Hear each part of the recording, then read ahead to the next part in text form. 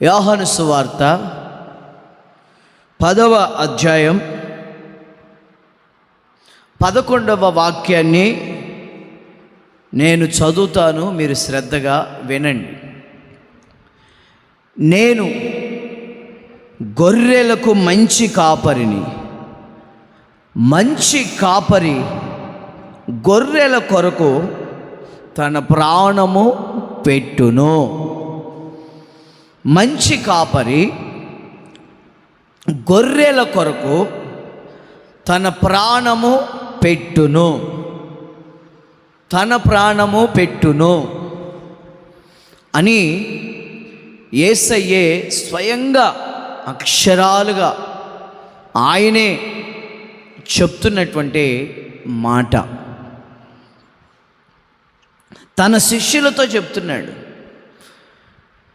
నేను గొర్రెలకు మంచి కాపరిని.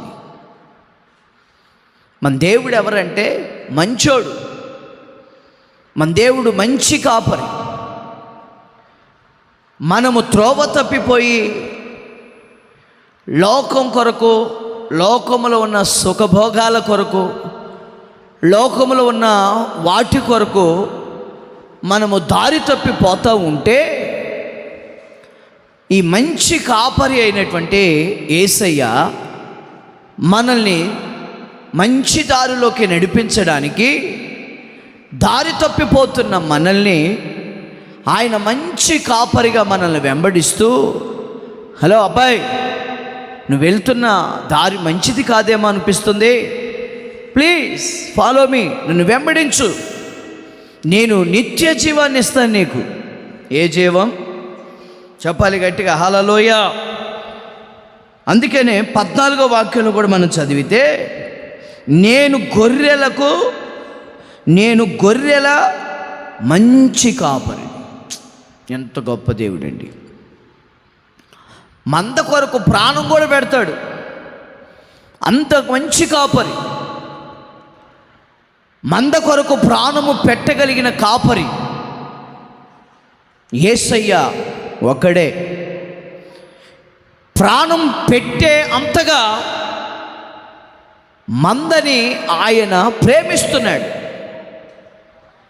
ఈ లోకములో నీ భర్త నిన్ను ప్రేమించినా ప్రేమించకపోయినా, నీ భార్య నిన్ను ప్రేమించినా ప్రేమించకపోయినా, నీ పిల్లలు నిన్ను ప్రేమించినా ప్రేమించకపోయినా, యేసయ్య నిన్ను ప్రేమించే దేవుడు. దేవునికి స్తోత్రం చెప్పండి గట్టిగా. ఆయన ఎవరంటే మంచోడు, ప్రేమ కలిగిన వాడు.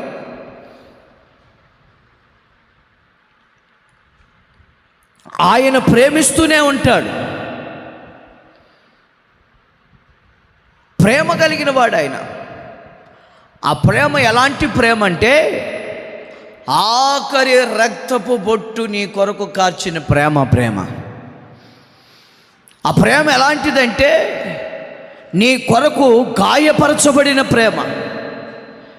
గాయపడుతుందే కానీ గాయపరచదు. ప్రాణం పెడుతుందే కానీ ప్రాణము పెట్టించదు. రక్తము చిందిస్తుందే కానీ రక్తము నీతో చిందించదు. దేవునికి స్తోత్రం, హల్లెలూయా. అందుకని ఆయన అంటాడు 27వ వాక్యంలో మనం చదివితే, 27వ వాక్యంలో, నా గొర్రెలు నా స్వరం వింటాయి. మనం ఎవరి స్వరం వినాలి? ఆయన మనల్ని ప్రేమిస్తున్నాడు కదా, ఆయన మనల్ని నడిపిస్తున్నాడు కదా, ఆయన మనల్ని నడిపిస్తున్నాడు కదా, ఆయన మనల్ని ప్రేమిస్తున్నాడు కదా. అంతటి కాపరికి మనము ఆయన స్వరాన్ని మనం ఏం చేయాలి? చెప్పాలి. ఏం చేయాలి? వినాలి. వింటున్నామా? యేసయ్య మాట మనం వింటున్నామా? యేసయ్యకు లోబడుతున్నామా? గొర్రెలైన మీరు కాపరి స్వరాన్ని గుర్తించాలి. రోదే అనే చిన్నది పేతురు యొక్క స్వరాన్ని గుర్తుపెట్టింది. గుర్తుపెట్టి సంఘములో ఉన్న వాళ్ళ దగ్గరికి వెళ్ళి, హలో, నేను పేతురు గారి స్వరాన్ని నేను విన్నాను, మన పాస్టర్ గారు వచ్చాడు, గుమ్మం దగ్గర తలుపు తడుతున్నాడు. మిగిలిన సంఘం అందరూ అంటారు, నార్మయ్, పిల్లవి చిన్నపిల్లలాగుండు, పెచ్చ వేషాలు వేయకు అని మిగిలిన నలుగురిలో సంఘ పెద్దలు అందరూ, పాస్టర్ గారు వచ్చాడన్న, ఆయన జైల్లో ఉన్నాడు, ఆయన పాస్టర్ గారు వచ్చారంటే పెట్టి, ఒరే బాబు, నేను విన్నాను ఆయన స్వరం. ఎవరి స్వరం చెప్పాలి? ఎవరి స్వరం? అమ్మా, మీరు వింటలేదు. దేవుని స్వరం కాదు, మీరు వింటలేదు. పేతురు దైవజనుడి స్వరం. చిన్నపిల్ల రోదే అని చిన్నది వింది. నేను మా పాస్టర్ గారి స్వరం మేము విన్నాను, ఆయనే మనం ప్రార్థన చేసాం, దేవుడు విడిపించి అదిగో గుమ్మం దగ్గర తీసుకొచ్చాడు, ఆయన స్వరం నేను విన్నాను. ఏయ్ నోర్మై, పాస్టర్ గారు జైల్లో ఉంటే ఆయన బెయిల్ ఎవరు ఇచ్చారు? మనం అందరం ఏడా ఉన్నాం కదా, ఆయన ఎందుకు వస్తాడు అని సంఘంలో ఉన్న వాళ్ళందరూ ఆ అమ్మాయిని రుబాబు చేస్తున్నారు. ఒరే బాబు, నేను విన్నాను, కావాలంటే మీరు తలుపు తీసి చూడండి అంటే ఆ సంఘమంతా పోయి తలుపు తీసి చూస్తే దైవజనుడు తలుపు దగ్గర నిలబడి ఉన్నాడు. చప్పట్లు కొట్టండి గట్టిగా. కాపరి స్వరాన్ని ఒక చిన్న పిల్ల వింది. ఈ రోజున ఎక్కడ ప్రార్థన పెట్టినా, ఎక్కడ ఏ కూటం పెట్టినా ముందుండేది ఎవరంటే చిన్నపిల్లలే.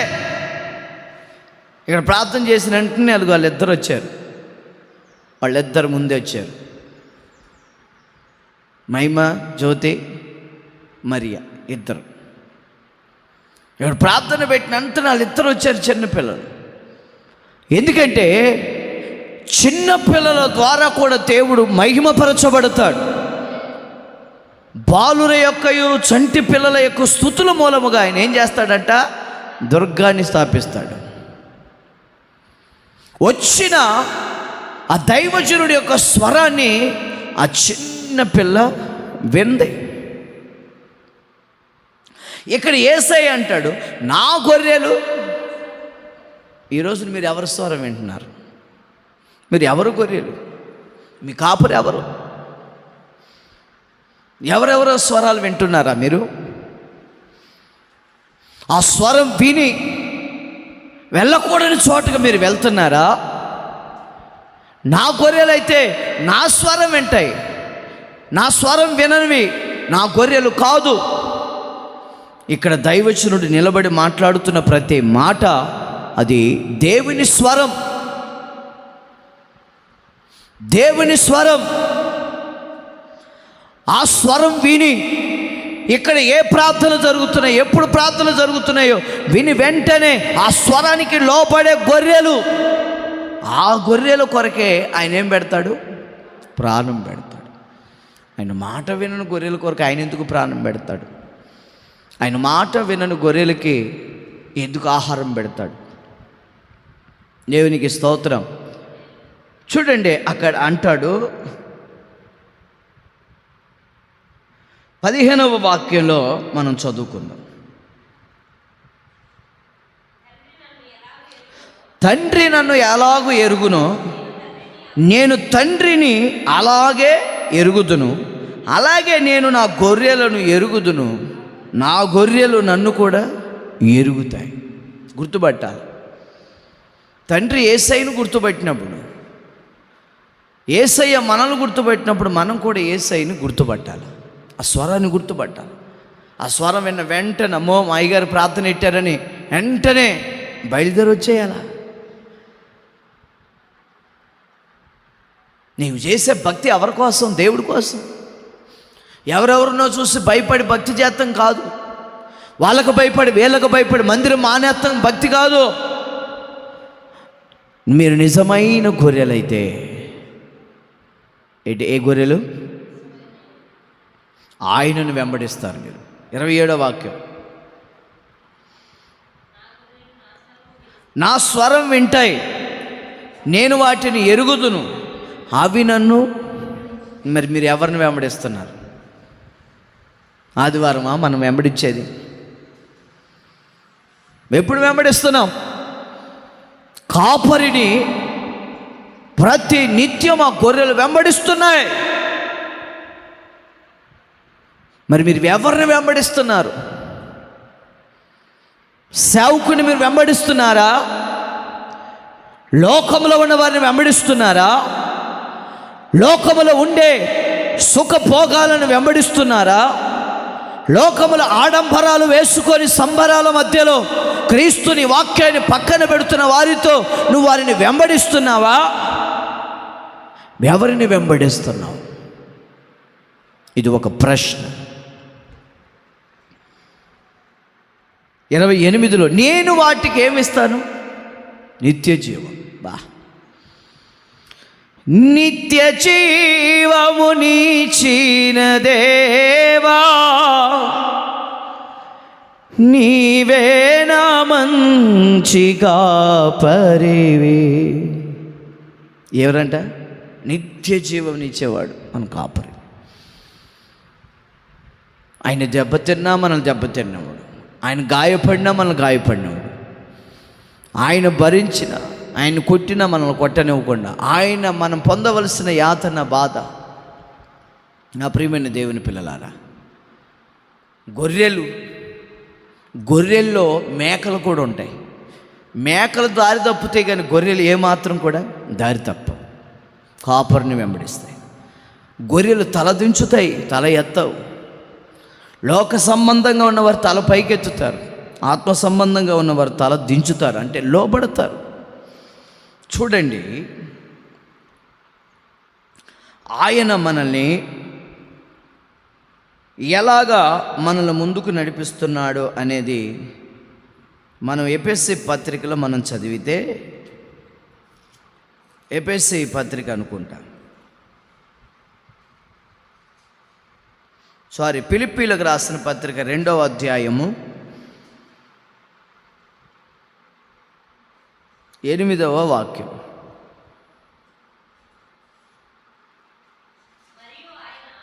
మరియు ఆయన ఆకారమందు ఎలాగమ్మా? మనుష్యుడుగా కనబడి మరణము పొందునంతగా, మరణాన్ని పొందాడు, ఆహ్వానించుకున్నాడు. ఆయన మరణము పొందునంతగా అనగా శిలువ మరణము పొందునంతగా విధేయత చూపినవాడై తన్ను తాను ఏం చేసుకున్నాడంట?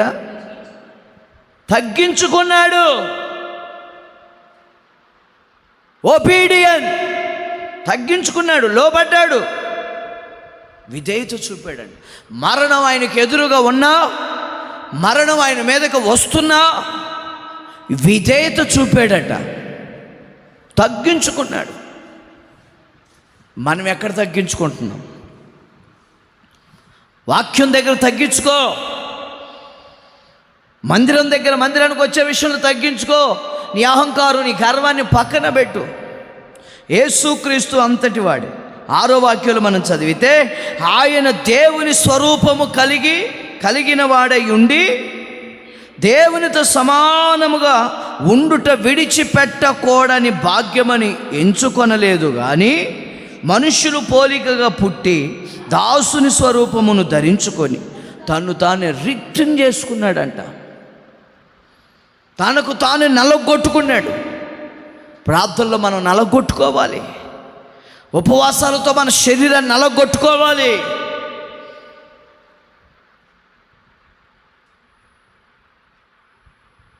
దేవుని సన్నిధిలో మనల్ని మనమే తగ్గించుకోవాలి, నలగొట్టుకోవాలి. ఒళ్ళు, మోకాళ్ళు. మనం ఎక్కడ నలగొట్టుకుంటున్నాం? వాక్యంలో నలగొట్టబడాలి.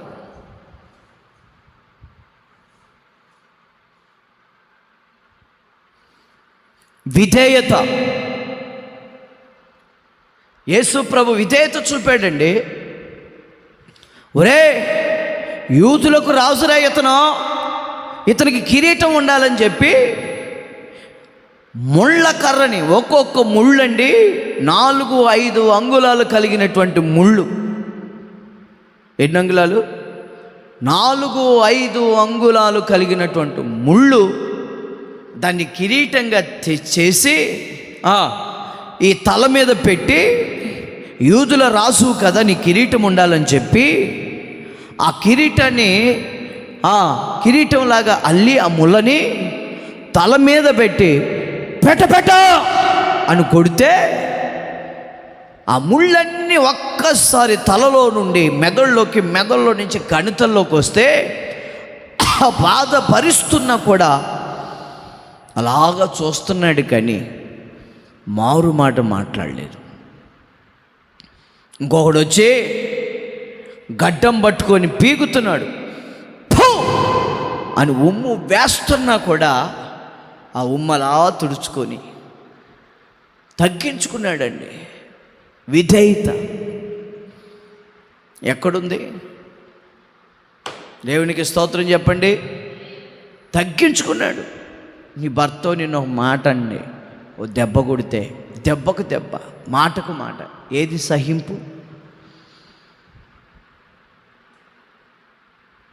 అక్కడ చూడండి, ఆయన అంటాడు సిలువ మరణము పొందునంతగా. ఏ మరణం? నువ్వు దేవుని మందిరంలో కాసేపు మోకాళ్ళు వేయలేవు. చెప్పులు లేకుండా ఆయన యెరూషలేము నడి వీధిలో ఎండు టెండలో,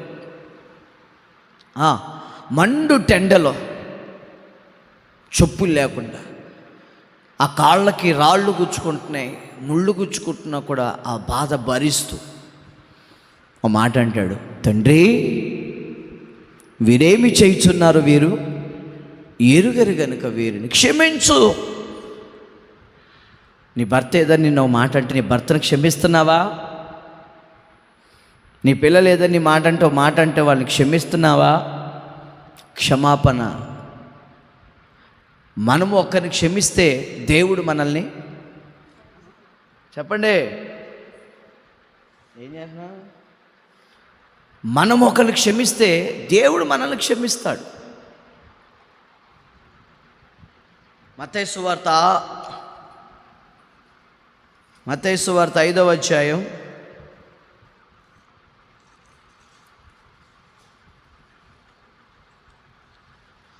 6వ అధ్యాయం, మత్తయి సువార్త 6వ అధ్యాయము 14వ వాక్యాన్ని మనం చదువుకుందాం.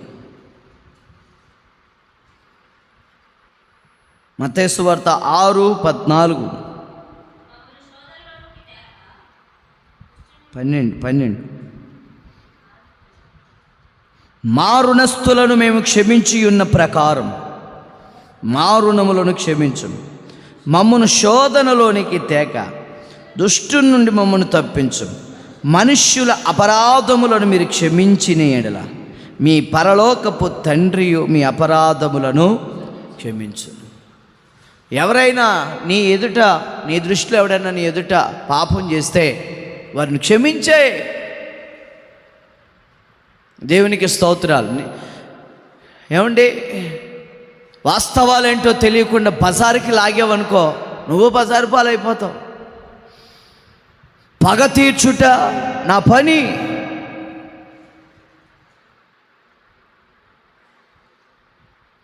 యేసయ్య అంటాడు 7వ అధ్యాయంలో మత్తయి సువార్తలో, తీర్పు తీర్చకుడి. ఏమంటున్నాడు? చదవమ్మా 7వ అధ్యాయం 1వ వాక్యం, మత్తయి సువార్త. అదిగో, మీరు తీర్పు తీర్చకు. నువ్వు ఎవడవరా? తీర్పు తీరుస్తానికి నువ్వు ఎవడవే? దేవుడు ఉన్నాడు. నీ భార్య విషయంలో నువ్వు తీర్పు తీరుస్తున్నావు, నీ భర్త విషయంలో నువ్వు తీర్పు తీరుస్తున్నావు. ఎవడన్నా నేను ఏదన్నా అన్నాడు అనుకో, దేవుడికి అప్పచెప్పు. పగ తీర్చుట నా పని.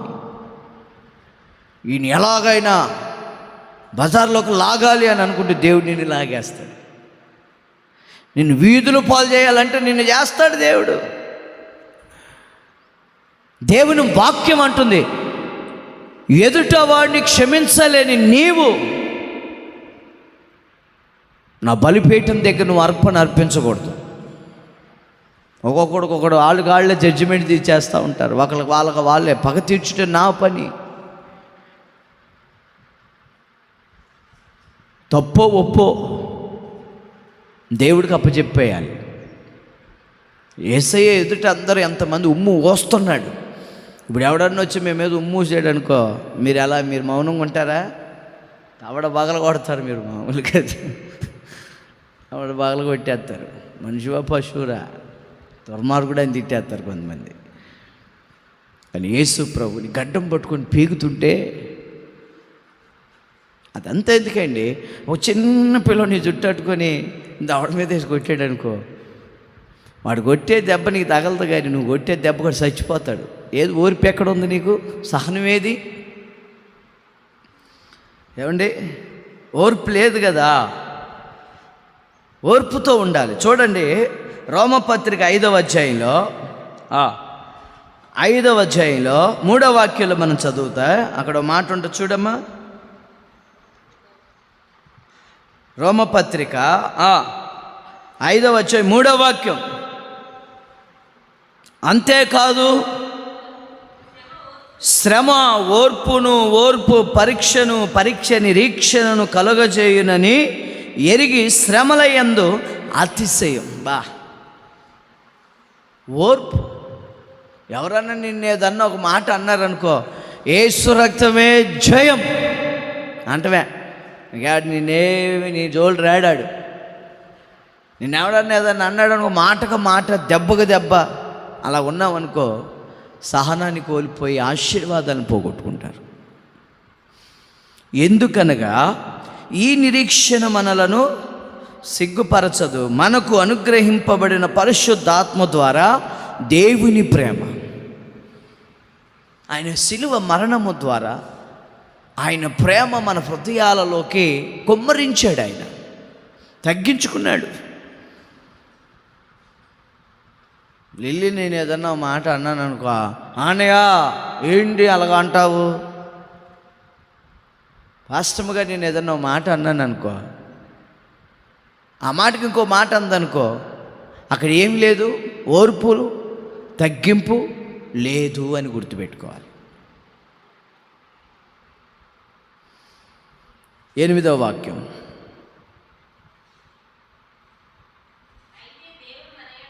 అయితే దేవుడు మన ఎడల తన ప్రేమను వెల్లడిపరుచుచున్నాడు. ఎట్లనగా మనమింకను పాపులమై ఉండగానే క్రీస్తు మన కొరకు మన కోసం చచ్చిపోయాడంట. పాపం చేయనోడు చేతులు ఎత్తాడంటే ఎవడ ఎత్తడు. దేవునికి స్తోత్రం. పాపం చేయనోడు చేతులు ఎత్తాడంటే ఎవరో చేతులు ఎత్తరు. 3వ అధ్యాయం 23వ వాక్యం రోమపత్రిక చూడండి. అక్కడ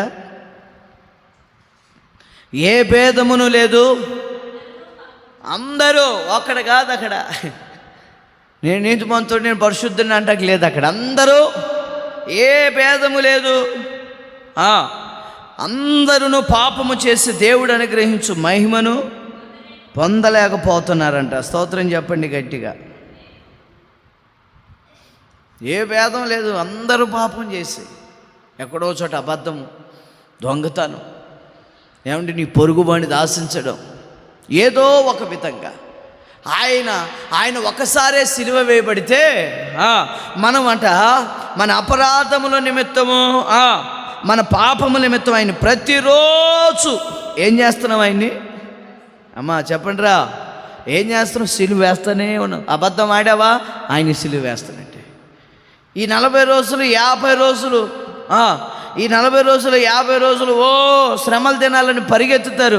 ఆడపోయి ఒక 2 కన్నీళ్ళు బొట్లు మా కారుతారు. తర్వాత ఇంటికి వచ్చాక ఇష్టం వచ్చినట్టుగా బూతులు మాట్లాడతారు. అవునా? బూతులు ఎప్పుడన్నా తిట్టావరా? అబద్ధం ఆడావు ఎప్పుడన్నా? అబద్ధం ఆడలేదు, మీ అమ్మాయి నీకు సాక్ష్యం రోయ్. అబద్ధం ఆడావో లేదో, దొంగతనం చేసేవో లేదో, తల్లికి పిల్లోడి సాక్ష్యం, పిల్లోడికి తల్లి సాక్ష్యం. ప్రతిరోజు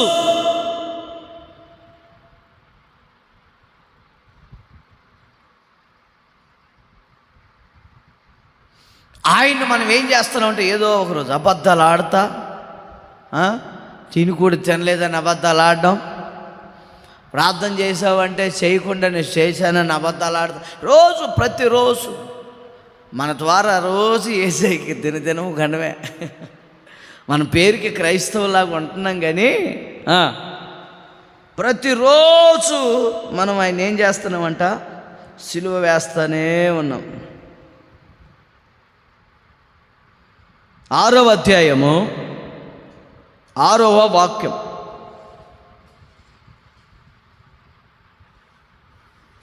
రోమాపత్రిక, ఏమనగా మనమికను పాపమునకు దాసులము కాకుండుటకు పాప శరీరము నిరర్ధకమగునట్లు మన ప్రాచీన స్వభావమును ఆయనతో కూడా సిలువ వేయబడాలా. పాపం చేసే ప్రతి ఒక్కడు సిలువ వేయబడాలి. మనమికను పాపమునకు దాసులము కాకుండుటకు పాప శరీరము నిరర్ధకమగునట్లు. పాప శరీరం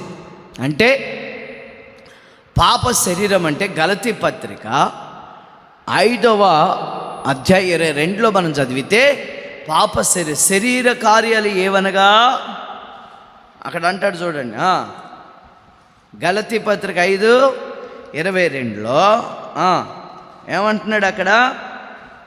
5:19 శరీర కార్యాలు స్పష్టమై ఉన్నవి ఏవనగా చారత్వం, అపవిత్రత, కామకత్వము, విగ్రహారాధన, విచారం, ద్వేషం, కలహం, మత్సరములు, గోదరములు, కక్షలు, మేధములు, మితములు, అసూయలు, మత్తతలు, అల్లరితో కూడిన ఆటలు పాటలు, మొత్తం 15 ఇవన్నీ సిలువ వేయబడాలి. ఏం వేయబడాలి? ఇవి శరీర సంబంధమైనవి, ఆత్మని ఎదుగుదల ఇవ్వవు. అందుకే యేసయ్య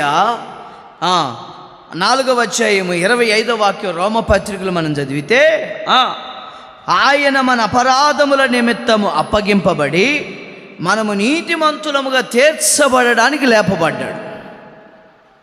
పాపముల చేత ఆయన సిలువేయబడ్డాడు. మనం నీతిమంతులుగా మార్చడానికేమో ఆయన లేపబడ్డాడు.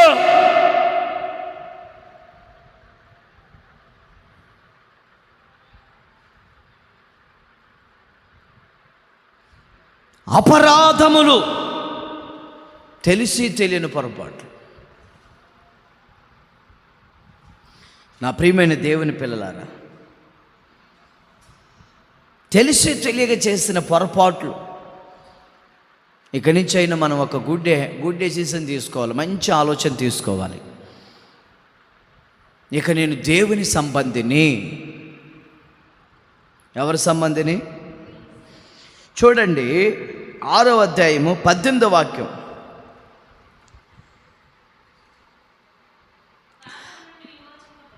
రోమపత్రిక 6:18. నీతికి పాపము నుండి విమోచింపబడి నీతికి దాసులైతే. మనం దేనికి దాసులం అవ్వాలి? పాపానికి కాదు అమ్మా, పాపానికి దాసులంగా ఉండకూడదు, నీతికి దాసులంగా ఉండాలి మనం. ఎందుకంటే పాపము నుండి మనము విమోచించబడ్డాం. ఇందుకు దేవునికి స్తోత్రం. మీ శరీర బలహీనతను బట్టి మనుష్య రీతిగా నేను మాట్లాడుచున్నాను. ఏమనగా అక్రమము చేయుటకై అపవిత్రతకును అక్రమమునకును మీ అవయవములను దాసులుగా ఎలాగో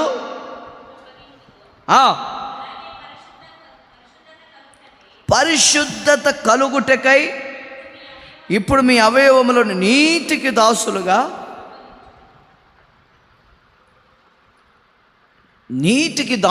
అప్పగించు. పరిశుద్ధత కలగడానికి యేసయ్య శిలువ రక్తం మనల్ని ఏం చేసిందంట? చెప్పండి, ఏం చేసిందంట? మనల్ని పరిశుద్ధులుగా మార్చింది. స్తోత్రం.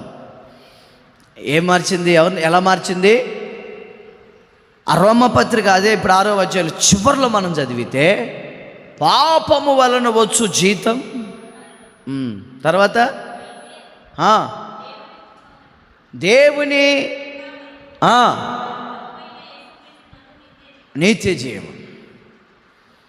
పాపం చేస్తే మరణం, నీతిగా బ్రతుకుతే నిత్య జీవం. నిత్య జీవం ఇవ్వడానికే ఆయన మన కొరకు సిలువేయబడ్డాడు. ఆ సిలువ మరణాన్ని మనం జ్ఞాపకం చేసుకుని యేసయ్య కొరకు నీతిగా, యథార్థంగా, నిజాయితీగా మనం బ్రతికితే దేవుడు మనల్ని ఆయన రెండవ రాకళ్ళ అంత్య దినమున మనల్ని ఆయన లేపుతాడు. తలలో వంచండి, చిన్న ప్రార్థన చేసుకుందాం.